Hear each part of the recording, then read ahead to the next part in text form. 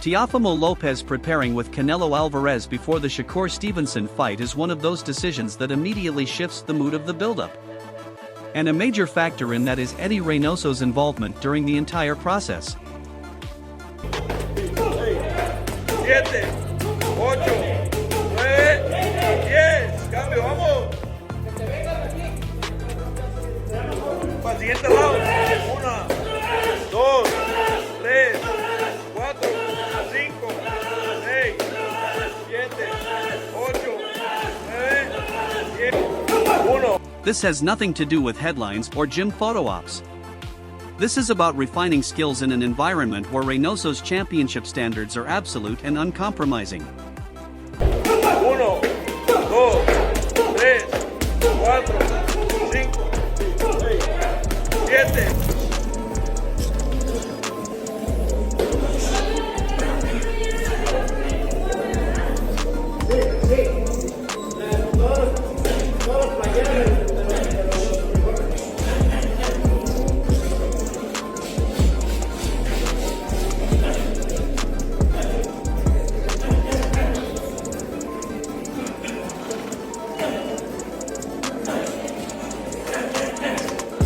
Teo made it clear this wasn't a breakup or a major change either. As he said, "My father and Eddie Reynoso have been talking, and I believe this is the best choice. I'm not leaving my father. He was actually the one who pushed me to join Canelo's camp. My father was there. It was great. We'll see how it plays out." That detail is important.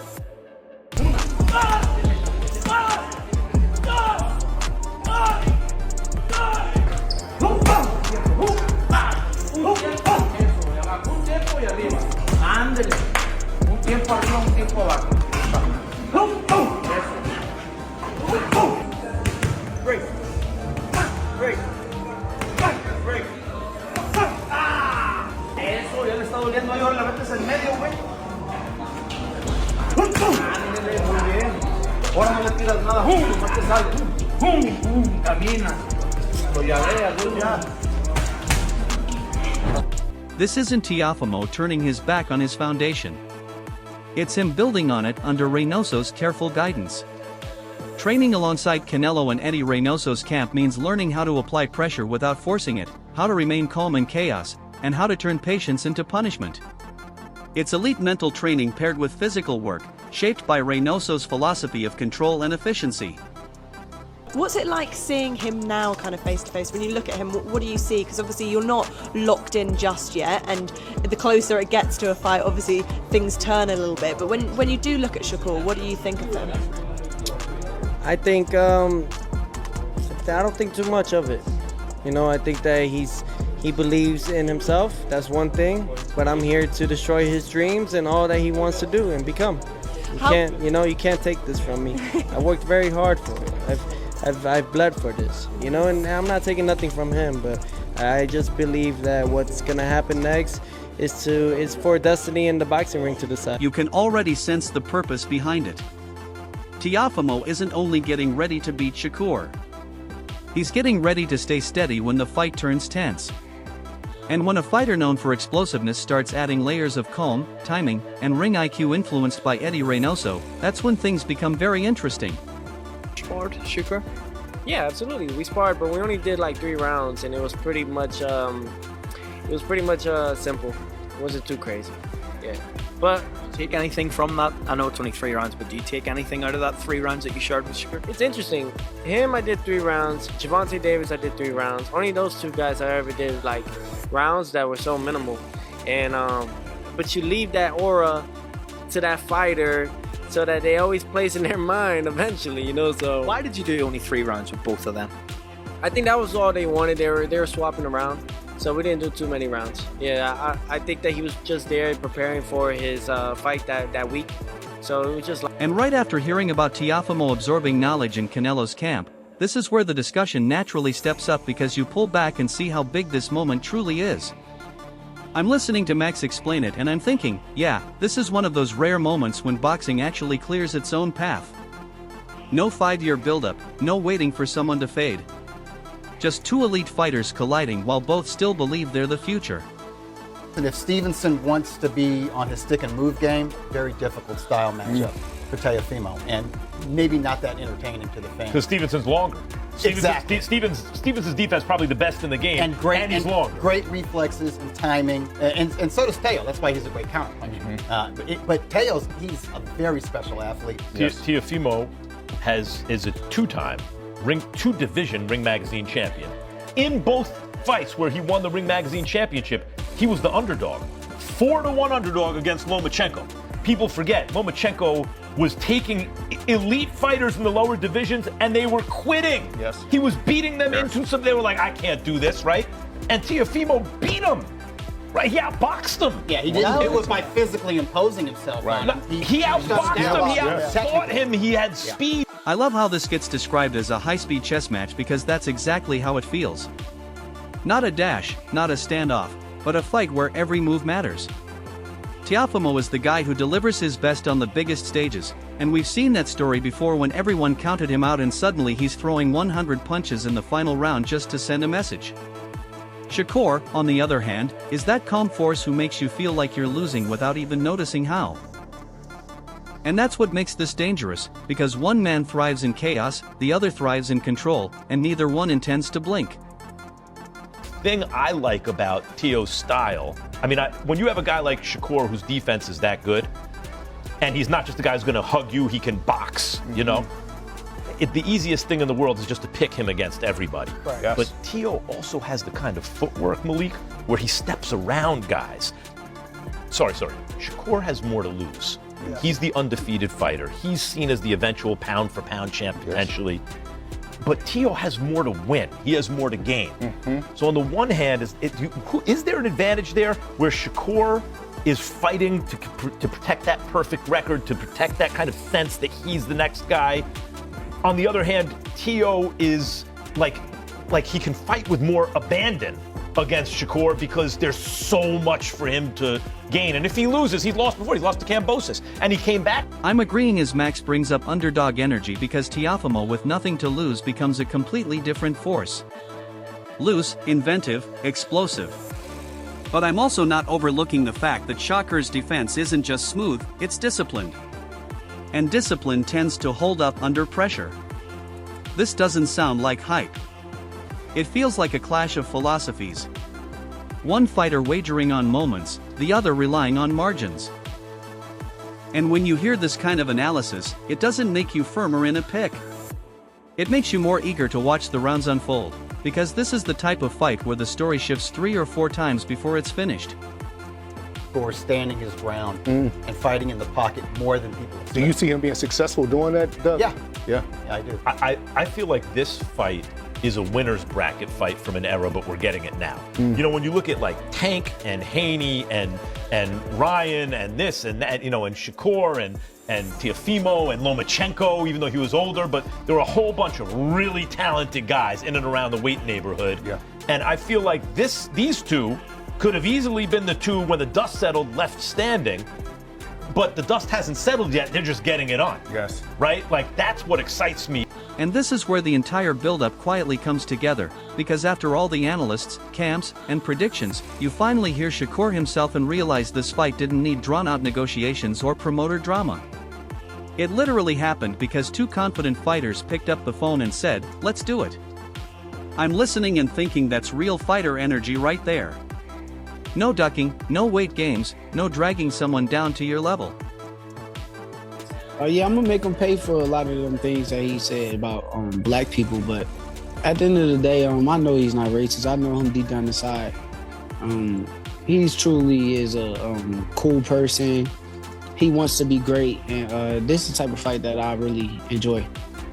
You guys had the press conference last week and the face-to-face and all that stuff. What did you make of his vibe there? The face-off was interesting, and some of the things that he was saying at the press conference was interesting. What did you make of his vibe overall? I think something mentally wrong with him. I don't think he's like all the way there mentally. I think he's crazy. Legit? That's my opinion. Yeah, I think he's legit crazy. I think something really wrong with him, but that's what make him dangerous. I think them the guys is the most dangerous people, them delusional, crazy people who want to be the best and want their spot at greatness. So I gotta respect it, but I think something is definitely. That's awareness. Shakur isn't trash talking for entertainment. He's studying the chaos and preparing for it. And the New York angle adds flavor without forcing it. Because while Teofimo claims the city, Shakur knows exactly which faces he'll see when that crowd ignites. This doesn't feel like manufactured rivalry. It feels like two elite fighters who genuinely believe the other one is blocking something historic. Shakur talking about legacy, about 4 divisions, about chessboards instead of callouts. That's veteran thinking in a young body. And when he says he doesn't care who walks out second, you believe him because he's already decided the ring is where the debate ends. One fighter thrives on unpredictability, the other thrives on control. And when those worlds meet at Madison Square Garden, you're not getting a gimmick. You're getting a statement fight. Confidence without noise. Tension without acting. And that's usually when the real drama shows up on fight night. They tell you that you should be the A-side? Yeah, he did. He told me that he think that I should be because I'm the bigger name. Yeah. So it makes sense. So when you hear senior and junior say things like, that you haven't fought anyone on his level, what is your response to that? It's cool. I mean, that's their opinion. Like, they could say that. But I know he never fought nobody on my level. Like, I'm 1,000,000% sure that Teo has never seen nobody as good as me in his life. He's talking about, like, once he gets through you, then he wants Crawford, names like that. How do you think he would do against someone like Terrence at this point? I think he gets knocked out. And right after hearing Shakur speak with that calm, locked-in confidence, the discussion naturally shifts into promoter reality, because now Eddie Hearn steps in and starts pressing on the exact pressure points everyone's been quietly thinking about. I'm listening to Eddie and nodding because this isn't hype. This is risk analysis. He's basically saying, look, Shakur's boxing IQ is elite. The kind that makes fights feel frustrating if you're on the wrong side of it. Not flashy, not reckless, just smart enough to make you feel like you're always a step behind. And when Eddie compares that level of thinking to the very top minds in boxing, that's respect whether fans enjoy the style or not. But what makes this compelling is that he doesn't dismiss Teofimo either. There's no rewriting history. Beating Loma still counts. Being dangerous still counts. Do you think it depends on what Teofimo shows up? Yeah, it always depends on what Teofimo shows up. I think Shakur beats him. Yeah.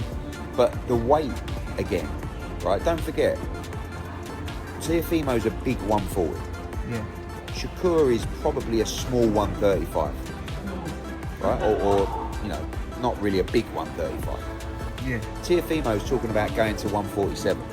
So you have a big size disadvantage going into that. The hesitation you hear from Eddie isn't doubt, it's uncertainty, because Teofimo is one of those fighters who never shows up the same way twice. And that's the issue. You don't know if you're getting brilliance or frustration. And when a fighter like that faces someone as consistent as Shakur, every small flaw gets magnified under the bright lights. What really stood out to me is Eddie leaning into the size and weight discussion without making excuses. He's essentially saying, yeah, Teofimo is bigger, stronger, and more physically settled at 140. And yes, that matters. But here's the catch. Fighters like Shakur don't usually lose because of one advantage. They lose when several advantages stack up at once. And Eddie isn't even saying that's happening yet. He's saying this is the danger zone. That's why this fight feels tricky, awkward, tense, and uncomfortable. Not explosive just for the sake of it. Shakur is only going to get beat when he moves up and loses his advantage necessarily against a much bigger and stronger guy. Yeah. But I think think that's a fiddly fight, don't you? I mean, I don't expect it to be this firefight. Yeah. I think Teofimo's very awkward and Shakur's very smart, and I don't know. I think I don't know how good the fight will be, but I think Shakur is, again, like pound for pound, IQ-wise, I think he's even up there with a Terence and those kind of guys. Teofimo is awkward in movement and rhythm. Shakur is awkward in the way he strips away your options without throwing much. That pairing doesn't scream chaos, it screams mental pressure. I love how Eddie casually mentions that this probably isn't a firefight, because that's a quiet warning to fans expecting non-stop action. This will be about choices, adjustments, and who blinks first.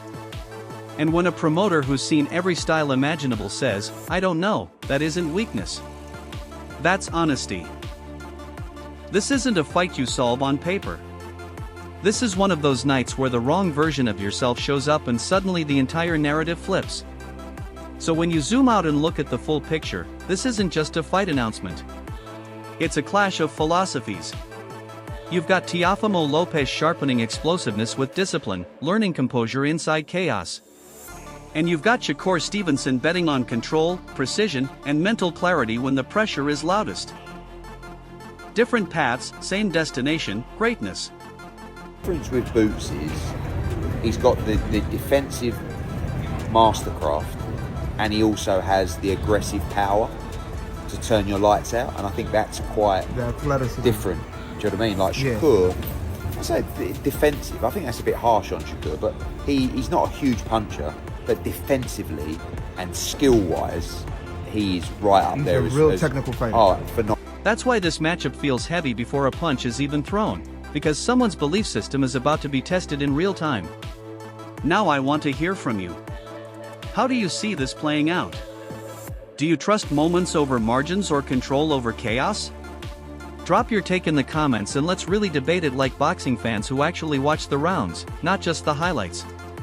And don't forget to like, share, and subscribe to Boxing Pulse. We'll see you in the next one.